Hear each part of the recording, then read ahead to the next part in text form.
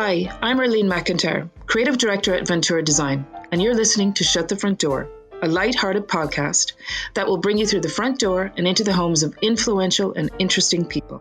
Home for me is one of the most important things in my life. My career has fortunately given me the opportunity to work closely with people and to help them create a home they will cherish forever.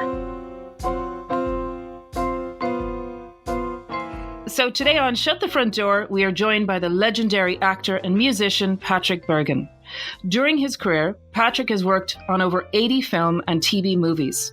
He became a household name internationally after co-starring alongside Julia Roberts in one of Hollywood's most memorable thrillers, Sleeping with the Enemy, and for his role as Irish terrorist Kevin O'Donnell in the film adaptation of Patriot Games. Patrick is also a star of the small screen, playing the fearless Aidan Maguire in EastEnders and Jim Tierney in Red Rock. A man of many talents, Patrick is an accomplished musician and singer, as well as a champion for the arts. Born in Dublin, Patrick left for the City of London in the early 70s to pursue his career as one of Ireland's most recognised actors. One of 5 siblings, partner to Helen and father to Tia, he is currently starring in RTE latest drama, The South Westerlies. Welcome to Shut the Front Door. Hello. How are you, Patrick? I'm fine. I'm the finest, thank you. From Tipperary at the moment.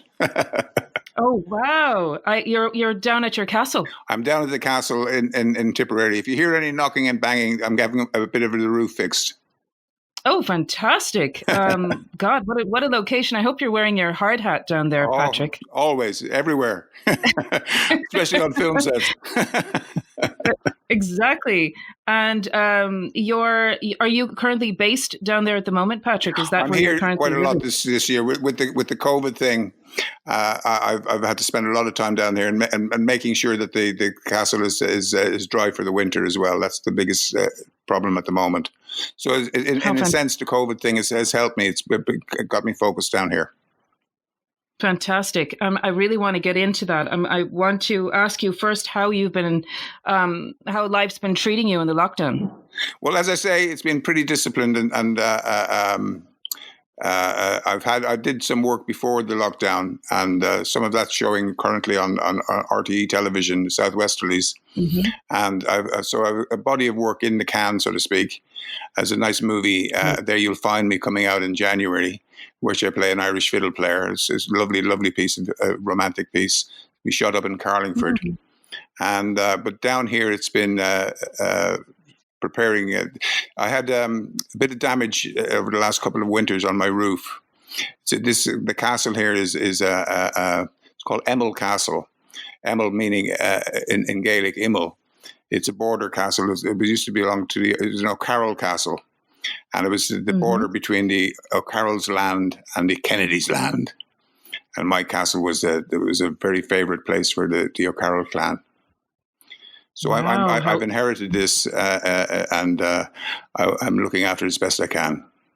It's a wonderful place. The most colourful character is a man called Long Anthony O'Carroll. I'd like to emulate him. Wow, he sounds interesting. Well, I'd like to start our chat, if I may, with asking you about your first memories of home. Can you bring me right back to where it all began? Well, I was born in Holles Street in Dublin. And my father was a Labour senator. My mother was a beautiful woman, and she did many, many wonderful things throughout her life. She was a scholar in her own way. And my father we lived in Earlsfort Terrace, a beautiful, beautiful Georgian house. It was the headquarters of the Irish Labour Party, and my father was an Irish senator. So I remember the beautiful building, the beautiful garden, and when I was 4 years of age, I said to my mother, "Mum, I'm 4, I want to go to school." And I was taken with my sister down to Loretta Convent there on Stephen's Green, passing by that other wonderful Georgian building there. At that time, it was called UCD, University College Dublin. And now it's the concert hall. And I've played there since, so it's a great honour to have that I love, absolutely adore Georgian buildings. That's my earliest memory of a building. And we had wonderful flagstones on the kitchen floor, and they were painted slightly different colours. It was a wonderful place. And do you have many brothers and sisters? I have 3 brothers and 1 sister. Can you chat me through your family style, like the style of your family home? My mother had a great style. I mean, she wore fur coats and all sorts of things like that. And Earlsfort Terrace lent itself to a great deal of style. We unfortunately we had to move out. It was a little damp, and we had to, on Halloween of 1957 or 58, as long ago as that, we moved out to Drimna in Dublin, and which was a corporation house, which my mother was horrified at having to move out to Drimna. And we moved out on Halloween, and it was an extraordinary experience. But I grew very, very fond of Drimna and our little two up and down out there. But when I was 17, I decided I'd had enough of Dublin, and I headed off to London. And I ended up living, got a great flat in West Hampstead, in a place called Dennington Park Road. And that was a Victorian, beautiful, beautiful, beautiful Victorian house with a woman called Mrs. Carys Wilson, a very elegant, tiny little woman with long hair to the ground, grey hair to the ground. But in there were Bechstein pianos. There was actually Turners on the wall. It was an extraordinary place. So there was a lot of style in that period as well. I then moved to Camden Town. I don't know if you know Camden Town, but I actually lived in the finest house in Camden Town. It was at Gloucester Crescent, and my neighbours were Jonathan Miller, Alan Bennett, to name drop, and across the way was currently I think David O'Leary and Daniel Craig lived there, but in the past Benjamin Britten lived there. It's a wonderful, wonderful, stylish house, and that was I moved from there down to the south coast, down to Brighton, and lived in a Regency house on the seafront. Wow! So there's always been I've been very, very blessed and lucky with the style of the houses I've lived in, and I've learned a lot from it. Interesting. And then, when did your passion for acting begin? Well, it was always slightly in the family. My father, as I said, was a senator, but he was from Carlow. My mother was from Jerusalem, County Kildare. Really? My father was from Carlow, and his father was a signalman at Carlow Station. And my dad was also a Labour. As I said, he became a Labour senator, and he was a kind of a union organizer. And one of the things he thought was that his men needed to not just be aware of the arts, but he realized the value of theatre as a way of getting eloquent and basically being able to walk and talk at the same time. And he founded a theatre called the Little Theatre in Carlow, which is still in existence. I was only down there a couple of years ago. And last year, in fact, it was the 75th anniversary of that theatre. It still exists. And my brother Emmett was there a bit, and my brother Emmett became an actor. He's very, very busy and famous actor. And he was I used to go to see him at the Gaiety, and my mother also worked in the green room at the Gaiety. So it was a big part of my life. But when I went to London myself, as I say, in the late 60s, I went to see the Rolling Stones in Hyde Park in '69, for example. Wow! But there was a little restaurant in West Hampstead, up from the house in Dennington Park Road, that had a basement. And I rented that and started a little arts lab theatre where we'd put on small plays and put on music, folk music mainly. And so it took a while. And then I studied English and drama. And I did a Bachelor of Education degree, and I became a teacher I taught kids that wouldn't go to school for 5 years in the Kilburn, West Hampstead area. Goodness. And when I kind of realized that, you either you did it or you didn't do it. And I played music. I got a gig. There's a woman, an agent. I was pretty good on the old guitar and singing. And an agent called Andex got me work up in Norway. And lo and behold, I used to go up there for a month at a time with a couple of mates of mine, Mick Flynn, for example. And we'd get a month's contract playing in Stavanger or Buda or Oslo. And there were official contracts, good pay, and there were British standard equity contracts. And an equity contract was gold dust, because if you had 30 weeks of equity contract, you become a member of equity. And the only way you could get work as an actor was to have a membership of equity. And I got a variety version of the equity card, and that allowed me to work as an actor. And one night, I don't know if you know, there was an actor called Johnny Murphy who was in The Commitments, for example. He Yes. was doing a play in Kentish Town, and I went along with a mate of mine, Robbie Butner, and a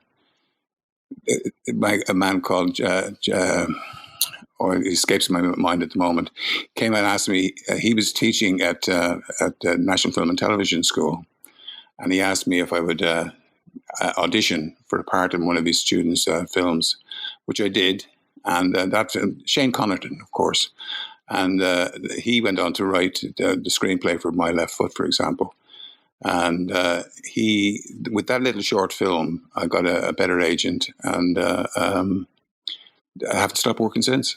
My goodness, what an interesting story. And then I've been reading about your Bergin Triangle, where you're living between London, LA, and Ireland. Well, yes. After all of that, I like to call it where I disappear, as they say. The disappearing of the Bergin Triangle. I went with the success of a couple of films I did here. I got work in America. I went over and made Sleeping with the Enemy, for example. And actually, that was a very interesting house. The house in Sleeping with the Enemy was actually purpose built. It was a prop. And it became almost like a character in the movie. I know a lot of people who said, "Wow, that house!" And what happened was we shot in North Carolina, and they had a house on Figure 8 Island, which is slightly off the coast. But the danger was there was a bridge to the island, and they thought that if anything happened to that bridge during filming, we'd be messed up. So they purposely built the house.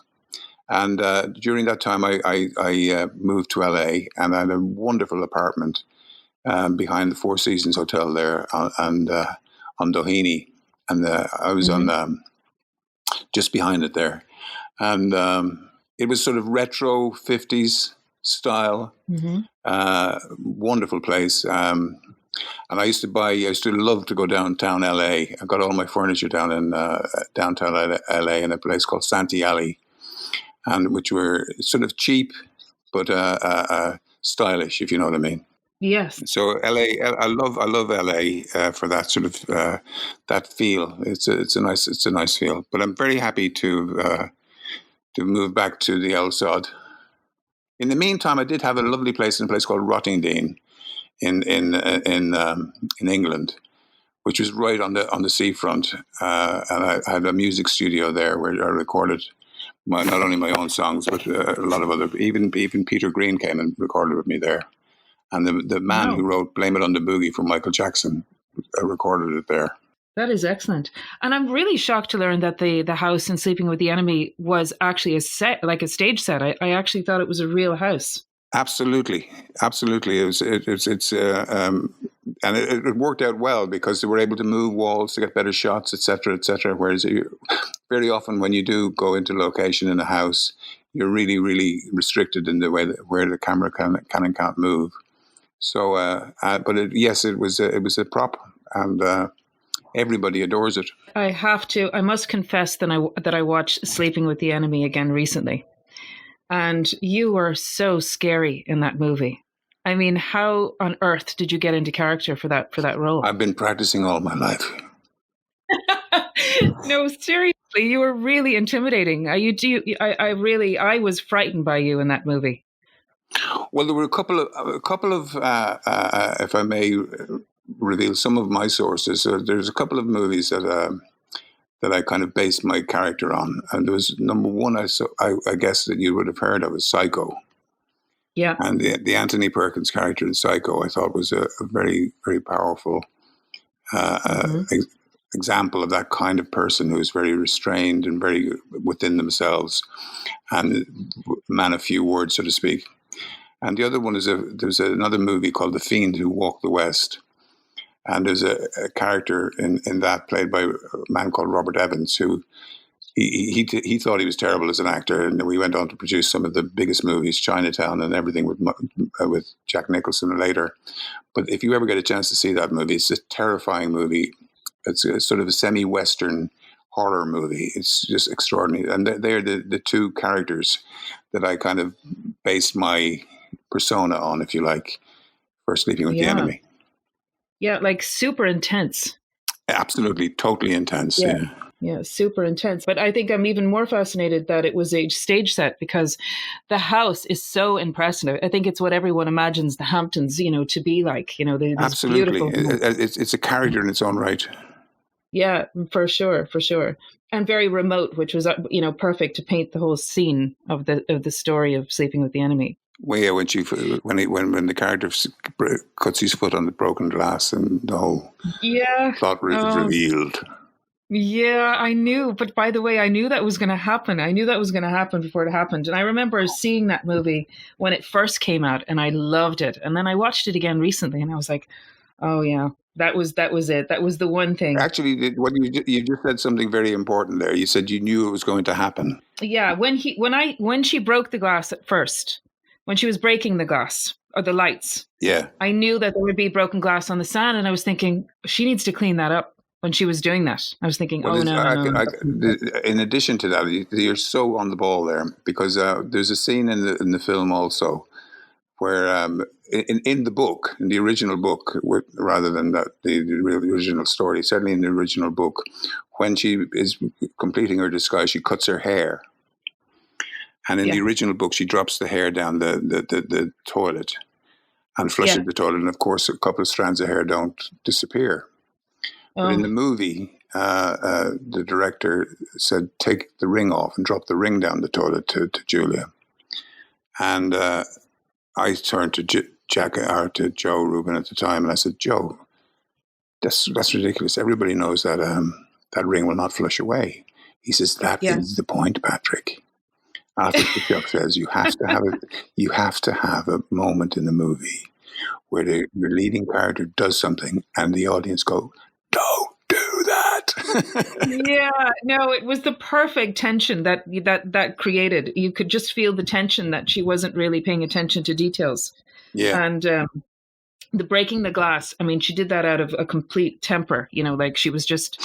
No, she broke that glass in order to. So when she was swimming back, she would see a gap in the set of lights along the front. Oh, I thought she did it so that, he could never see her do it. No, it was much more. She was being very, very, very thoughtful. What it was is there was a series of lights along the beachfront, and she broke one. So when she was swimming back, she'd know exactly where to go. Smart cookie. To the one light, there was one place where there was a gap in the lighting. Oh, such a great movie. I mean, I really can't recommend. I've actually asked everyone to watch it again. Well, I have to say I hadn't seen it for years. And then recently I was invited to a screening of it with some students. And I have to agree with you. It's a great little movie. It's a great little movie. And what was Julia Roberts like to work with? Oh, she's totally charming. Yeah, she's wonderful. And we had a couple of, she was going out dating, for dare to say it, Kiefer Sutherland at the time. And he was into country music. So we used to sing a couple of songs together occasionally. Yeah, she seems like she's good fun. Yeah, very much so. May I ask you about your amazing castle on the Offaly Tipperary border? Tell me all about that, and how did that all come about? Well, it's a wonderful place. What had happened, I'd originally bought a church, which I'd recently sold down on the beautiful lake, Lough Derg, in a place called Coolbawn. And then I was in Spain with some friends of mine, and they were looking to rent or buy a place in Ireland, and they had some brochures, and one of them included Emel Castle, and I thought, that's not too far from the church. Next time I'm down, I'll go and pop along, and came along, had a look at it, and the owner said could rent it, and if I liked it, after 3 months I could buy it for a certain price, and it seemed reasonable. So came, lived in it for a while, and loved it, bought it. And it's called Emel Castle, which in Gaelic is Imel, and Imel means border or edge. And this was a castle that was on the edge of the lands that divided. On the other, just 10 yards from where I'm sitting now, is where the Kennedys' land was, and I'm in the O'Carroll land. And so it was a border castle, It's got the oldest oak spiral staircase in the world. Oh, wow. And it's got lovely, but it has is a pre-Georgian house built onto the side of it, which is where I'm sitting now. Wow. With lovely, lovely big rooms. Georgian architecture has this thing, I mean, you could probably correct me on this. I think it's called the golden ratio. And the ratio of the rooms to the heights of the ceilings, to the breadth of the rooms, is the exact same ratio as what plants grow at. It's almost spiritual ratio. And it's an extraordinary. You get extraordinarily relaxed and centered when you're in a Georgian building. It's not to say that Victorians are not great building Regency, but if you will, I've lived in both, and you feel a little tighter, restricted in a Regency or a Victorian. But when you're in a Georgian building, you're completely relaxed. I say that unashamedly. I think that's. I think it's the truth. I think it is. There is something called the golden ratio. And so I've got about 20 acres. It's a wonderful place, and at the moment, unfortunately, the roof got a bit damaged in the last couple of winters. And if you hear any banging at all in the background, I've got workers are up there right now. And what are your plans for the castle? Do you plan on living there yourself, or I'll probably retire here? Okay, record a few more songs. Yeah, we used to. Hopefully, I've got some great musician friends, and in the past we've had good sessions here, as you can imagine. And so that, please God, we all survived this horrendous epidemic or pandemic or whatever you want to call it, and people can have a social life again. Yeah, it sounds like a great place to be at the moment, clean air, open spaces. They said, they were referring at one point, only recently, that if there was a nuclear war, the safest country to be in is Ireland.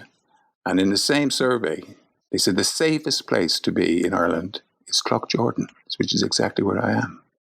My gosh. So amazing. If somebody presses the button, I'll be living in the only castle in Cloughjordan. I'll be king of the wood. in your golden ratio. In my golden ratio. So, in 2018, you sang a Leonard Cohen song as Pope Francis arrived into Croke Park. Do you remember that? How could you forget, Japers? That must have been a very moving experience. Extraordinary. I mean, my mother would have been very proud of me. But, apart from the fact that Leonard Cohen is a wonderful writer, it was a profound moment because of that as well, because I have total respect for the Pope and for the Church and for what it has done and achieved. Obviously, there are things that are darker moments in its history. But for Irish people, the Pope and all is the gateway, and so to be honoured to sing for such a man, and ironically, if you like, with a great song by one of the greatest songwriters of all time, Leonard Cohen, who happens to be Jewish, and there are lines in the song that are a little ironic in that sense. So it was a real arty moment, as well as a profoundly historical moment for me. Yeah, for sure. And your mom would have been very proud. And I think I did a good job. Yeah, and I've been watching you in the Westerlies. That must have been interesting to play that character, Big Mike Kelleher. Are you enjoying it? I am enjoying it. It's actually, my mom's watching it as well. I have a few pals that are watching it. I find it difficult to watch TV, so I record things and I watch them when I can. But I'm enjoying it. It's good. Well, it's an interesting part. I'm playing a politician who is not. We don't know how corrupt he is, but all politicians have a small amount of corruption, I think. Yeah. And so it's fun, and there's a romance there, and it's quite relevant, I think, with this wind farms and some of the issues that we're facing. And the great cast, and it was great fun to do. That's for sure. And we shot it shot it in Wicklow rather than in Cork. Although some of it was shot down there in Cork. Wicklow was a lovely little town, and it was great, absolutely great fun. And I'm really glad. And 2 more episodes to be seen. I really hope that people enjoy it, and I hope we shoot another one. Yeah, I think you will. No, it's really, really good. I'm loving it. And did you watch the debate? Any of the debate that was on last night? I caught in the middle of the night. I did catch a bit of it, and when they when they were abusing each other, and Yeah. I mean, as I said, most politicians are corrupt in some shape or form. But I think we were living through. It's almost. There was another item shortly afterwards about what was that cartoon? They're bringing back that cartoon thing. Talking Heads, not Talking Heads. All those Muppetry puppets. And they had Puppets? that's what the politicians are appearing to be like now, just puppets. That's so true. The guys that sit in the balcony and just nod their heads at everything and laugh. Exactly. Yeah, That's the I one, know yeah. them. Very funny. So, have you been following the recent politics in Ireland? Yes. And do you think that we've handled everything well during the Irish, lockdown? Do you think we've done a good job here? I think so. I mean, I think the danger is, and for everybody, because nobody really knew what they were going in for. I don't think, and so it's new territory for everybody. And I like in the movie business, we have a phrase: "Keep it simple." The KISS motive: "Keep it simple, stupid." And if people just really really tried to keep it simple and wore their masks and did their social distancing and washed their hands. And we're really careful of what to do. I know people will make mistakes and people will not observe 100% of the time because it's not easy all the time. But keeping it simple rather than, I'm not sure about these lockdowns on places, how effective they are. And I'm no expert, so I wouldn't like to pass any judgment on that. Yeah. But at the same time, the main thing is get a message, keep it simple and stick to it. And stick to it, yeah. Well, hopefully we'll be able to pull through. I mean, do you miss traveling? Do you miss being able to? I miss the sessions. I miss a bit of travel, of course. I won't, but I do miss. There are places I still want to return to and go to new places. But I miss most of all the music sessions I used to do. Yeah, and the arts have been really, damaged by all of this, in general. Oh, very, very seriously affected. I mean, it's, for actors and performers generally, it's a very serious situation. And I don't. I mean, it's always been a kind of a gypsy sort of trade to be in, being an actor or being a musician, etc. And we kind of got used to living rough, if you like. But we do have some great moments that make up for it. And I think that's what's missing. I've talked to, just in the last week or so, several of my friends who are in the business, and they're just almost getting depressed because they're not able to do what they love doing. Yeah, it's tricky. I won't mention his name. I have a friend who's a comedian, and he was just saying it's really tough. It's just soul destroying, really, that they can't get out and connect with their audiences like they used to, and it's just really just so tough. I hope we can all pull out of this really soon. Yes, I think people just the actors are desperate to reconnect with their audiences and with their friends. So, Patrick, of all the projects you've worked on, which one do you always look back on and go, gosh, that was an amazing experience? Oh, unquestionably, there's a film called Mountains of the Moon. Right. Mountains of the Moon. I shot it in Africa with Bob Rafelson, and I was out there for about 3 months, and in the most primitive of situations. And it was actually a good lesson almost to what we're talking about. We were out there with nothing, with just the stars. And I remember very, very simply, there was a tribe that came by called the Rindili with their camels.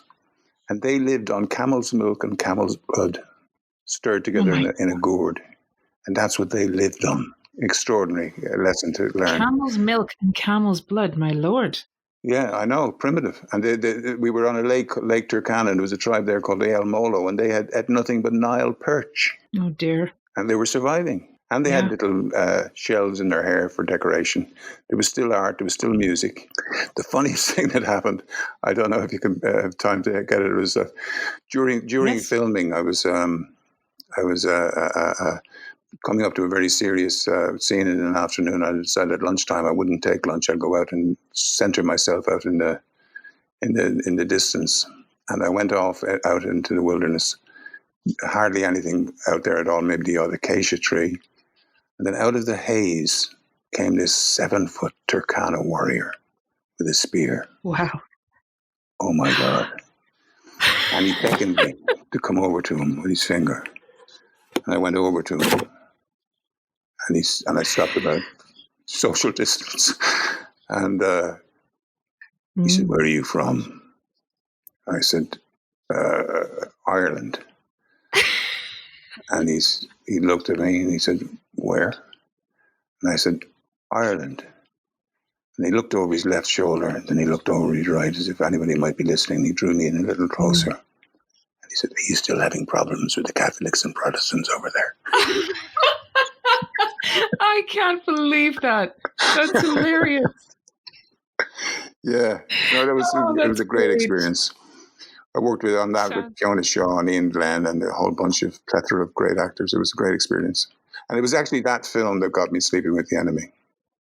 Oh, really? How interesting. Yeah, because it was at the premiere of that in New York that the producer of and the man called Joe Roth ran 20th Century Fox, and he actually asked the girls who were organizing the premiere if they thought I was sexy, and they said, "Yeah." And he said, "Oh, okay." he had me over. Another funny story is that I was brought over to LA. And I was kind of aware of the character of what he was like. So I got, it was in the middle of summer or something, and I got dressed up in a 9-piece suit and was taken to this boardroom to answer questions to the whole board of 20th Century Fox. Wow. And they grilled me, and I answered it all.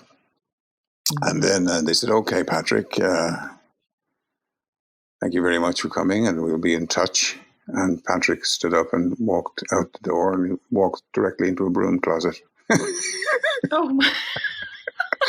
And the director, Joe Rubin, my reaction coming out of that broom closet was the reason I got the movie. He said, "That was the moment you got the movie."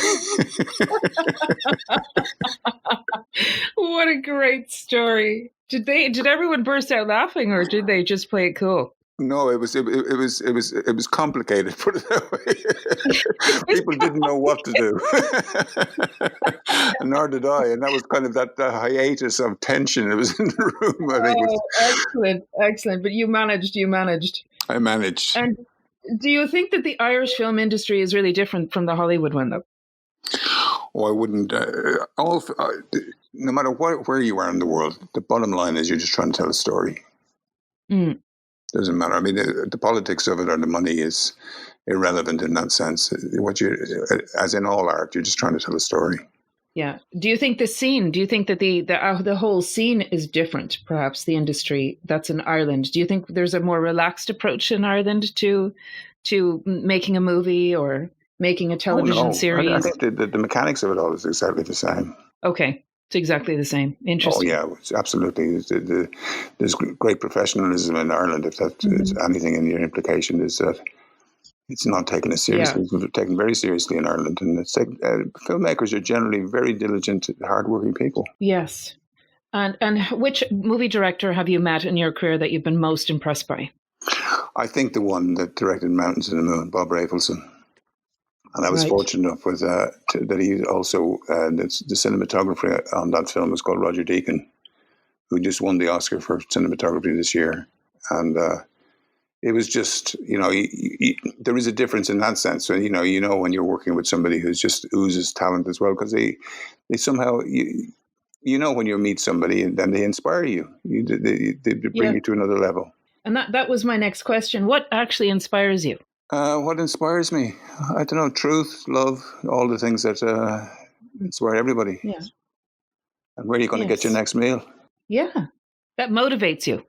Exactly. It comes back to just wanting to tell a good story. And my father told great stories. And it's the bottom line. Tell a good story. A yarn, as they call it. And the Irish are so good at that. You're particularly good at that now, Patrick. But the Irish have this gift of storytelling. And the old Shanachie at the fireplace, that was the old movie. That was the old cinema. Go in and listen to the Shanachie tell a story. And he'd paint pictures with his words. Yeah. And which do you prefer? Do you prefer the stage or the big screen? Oh, I've really enjoyed the stage. I haven't done as much as I should have done, but I enjoyed it. I mean, I did one of my favorite experiences on the stage. I was going to say a world tour of England, a national tour of England, and did all of what would be called like the second division theatres, but including the one in Richmond, Yorkshire, which is the oldest theatre in England, and I did places like Wivenhoe and Hastings and all sorts of places like that. And there was just I did Harold Pinter's The Birthday Party, and I played McCann in that. And I was nearly a year touring England, and it was just fantastic. I love that. And I did a lovely play more recently with Adrian Dunbar. We did Trinity of Two, written by the late Ulick O'Connor at the Union. What's the name of that theatre? The Union Building down on the Quays. Mm-hmm. Oh God, Liberty Hall. Yes. And I was so proud to be playing there because my father was a union man, as I say, and I had a big poster with Adrian Dunbar that covered the whole side of Liberty Hall. Oh my God, it was great. Oh. And where are you based now? Where would you call home? Well, at the moment, I do keep a place in England, mm-hmm. in a place called Peacehaven, and on the coast, down the south coast. But I'm here at the castle, and I spend time with my lovely Helen up in Dublin, and it's not the Bermuda Triangle, but I have my little places that I'm happy in. Yeah. Where would you describe as your favorite place in your home that we might sit and read the newspaper? Or in my den, you mean? Yes. Yeah. Well, as I say, all of that's in a state of flux. I can't find anything here at the moment. But where I'm sitting right now is just beside the front door, which is on a lovely, lovely sofa, and it's a lovely place to be. There are many places. There was a couple of what we used to call the guard room, which I still keep in a historical sort of way, with a big table and lots of armory and things in it as well. And that used to be fun to have parties in, of course. But no, there's a lovely area here, and there's a couple of rooms that are nice to sit in. But where I am now is grand, lovely feeling. As again, it's that golden ratio, and of course Helen Gold loves it down here as well.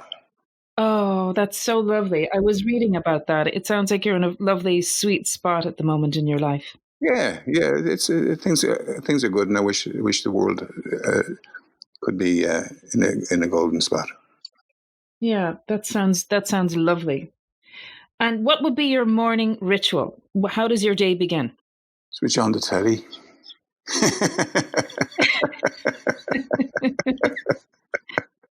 Get the news. I know. Sometimes it's the radio, of course. The usual, cup of tea. And then, are you an early bird or a night owl? Recently, quite early. Well, during the summer, especially, it's I do tend to rise with the sun. Do you like to be busy? Do you like structure in your day, or do you just kind of go with the flow? No, I'm a little. I could do with it.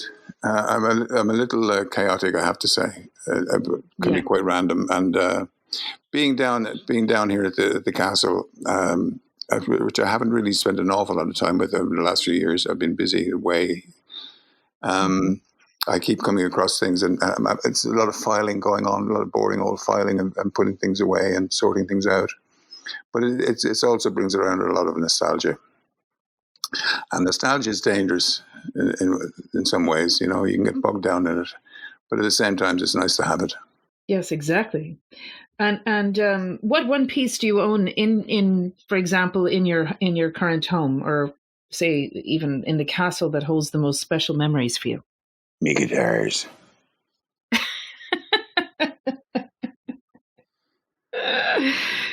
I've got a lovely old Gibson. Okay. I'm not going to play a tune right now. Go on. No. You play it on your program. Play one of my songs on your program. I will for sure. Definitely. There's an idea. And tell me, Patrick, do you bother with social media at all? No. very. I mean, I of course I have my emails and all of that sort of stuff, and my WhatsApp and things. But no, I don't. Yeah, you don't get into the whole social media. No, I'm not. I think inevitably there's some parts of me on bits of Facebook, but that's about as much as it'll be. I don't personally use it myself anymore. Yeah, it's not for everyone. I'm not great with the mechanics of just even talking to you on this was nearly a nightmare for me this morning. You're doing a great job. Thank you. I just wanted to ask you, are you a spiritual person? I guess I am. I mean, my spiritual, and you asked earlier what ritual I would do in the mornings. Yes. And it brings me to that. If on a good day, when I'm in discipline, I have a thing called, I played St. Patrick in a movie. Mm-hmm. And when I was doing that, I learned a little bit about the man. And there's a Reddy's Prayer, which I also recited in the middle of Croke Park from the centre spot before a youth cup final. And it was a wonderful experience. And I also, as I said, played St. Patrick. And while I was playing him, there was I'd come across a shortened version of the prayer, which is the breastplate, St. Patrick's breastplate. And I suggested, there was a scene in the movie where I was blessing some children. And there was no dialogue. And I said to the director, I said, wouldn't it be nice if I said a little bit of Patrick's prayer? And he said, how does it go, Patrick? I said, well, it goes, Christ before me, Christ behind me, Christ. He said, stop right there, Patrick. I said, what's the problem? He said, there's too many Christs. We'll never get it on American television. Oh, wow. So I thought about that. And mm-hmm. I thought,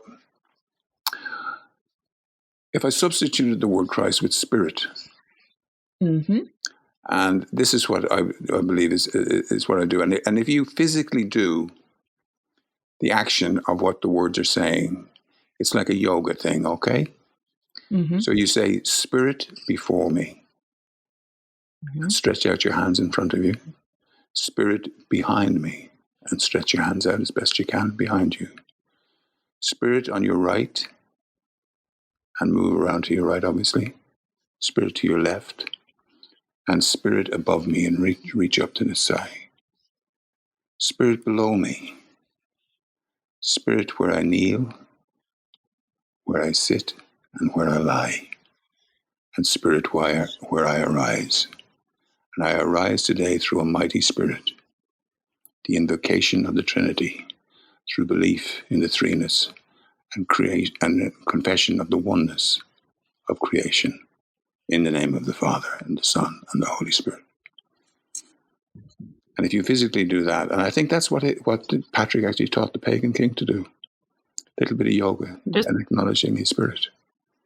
Yeah, and it was literally that simple. I actually think you've missed your vocation in life, Patrick. Don't tell me you should have been a bishop.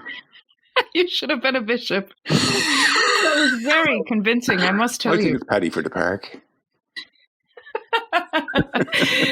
But would you consider yourself seriously to be a spiritual person? Well, yeah. It's impossible not to be. You can be a bad spirited person. You sure can. Yes. But no, okay.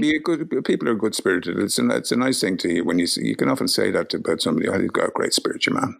You know what I mean? Yeah. It can mean many things. Yeah, but it certainly isn't. It's not a bad thing. I think it can get a little sonorous and a little serious, if you like, being very spiritual. I think spirit does come with the breath. It actually means breath, and keep it simple again. Do the kiss and breathe well, and keep yourself centered, and goodness will come through you. I so agree. I love that. And what have you learned about yourself during the pandemic? Have you learned anything new about yourself, Patrick? Just quite how lazy I am. What a waste of space. Knocking around the castle. Jesus. Yeah, man. And Patrick, what advice would you give to your younger self? Grow up. No. Or don't bother. Don't grow Don't up. bother. Or buy a castle. Yeah. And live happily ever after. That's it. Do your best. Do your best. I love that. I mean, I was lucky. I mean, I was third choice Ireland goalkeeper. I was great at goalkeeper as well. Really? Yeah. Wow. So you've got many talents. Oh, no end to them. No end to your talents. You're a singer, you're a music writer, you're an actor, you're a poet, you're a castle owner. So what do you think? And I was a postman. A postman? Yeah. Mm-hmm. That's where I got the money to go to England. Okay. And do you ever look back on all those memories and do you ever just look back and think, Jesus, how did I do that? Or wasn't it great that I did that? Or I would have done something differently. Like, is there anything you would have changed about what you did in your past? I don't know. Sometimes I feel there's more. I've got a lovely song called I Want to See the World. And there's still parts of the world I guess I haven't seen. A bit more South America I'd like to see. Although I've been to Chile. I mean, there's lots of things I'd like to achieve. It'd be too much to go into them now. But I mean, I suppose there's a part of oneself that you always think I've failed. You know what I mean? But you always want to do better as well. So I still strive to do good things. Yeah. And if you weren't an actor, what else do you think you would have done? Swept the streets. Mm-hmm. They could do with a good sweeping, couldn't they? For sure. You could have add that. You could add that to your list. What would you do? You've tried many things. Well, I mean, I've only ever done what I've done, so I haven't been as brave as you. I think I'd always have been in communications of some sort. I got that from, I think, certainly from my dad. And my mum was, we've recently discovered, was a great dancer, and she wrote stuff about folklore, which we're in the process of discovering. Oh, how interesting! So there was definitely communications would have been the gene, if you like. It's in the family. Would you ever write a book? I've written poetry, but you mean a novel? Yes. That might be a challenge, yeah. I've written some film scripts which haven't been produced yet, so that's a form of a novel, I guess, or stories. Oh, for sure. Yeah. No, I think you definitely watch this space. I think you should definitely take your pen to paper. I think you would be very, very good at that. Now, can I ask you something? It's called the quick fire round of questions, and I'm going to ask you a few questions, and it's just one or the other. Are you ready? Yes. Acting or singing? Singing. Cities or countryside? Countryside. On stage or on camera? Camera. Big or small screen? Big. Cooking or eating out? Cooking. Early bird or night owl? Early bird. Ireland or London? Don't forget the triangle. The triangle. I knew I was trying to weave that into that question. Okay, so Ireland, London, or LA? At the moment, I've got a hankering for LA. Okay. Is that because you can't travel? Exactly. Yes. Books or digital? Books. Modern or classic design? Classic. Locked in or locked out? Used to be locked in for sure. And my final question, 2020 or 2021? Oh, that's a nice question. 2020 vision in 2021. Oh, excellent answer. That's the best answer I've had so far on that one. Brilliant. Great. Well, thank you so much, Patrick, for your time. And it's been amazing chatting with you and wishing you all the best. Thank you. It's been a pleasure. And thank you for joining me. You're more than welcome. Take care, Patrick. Cheers.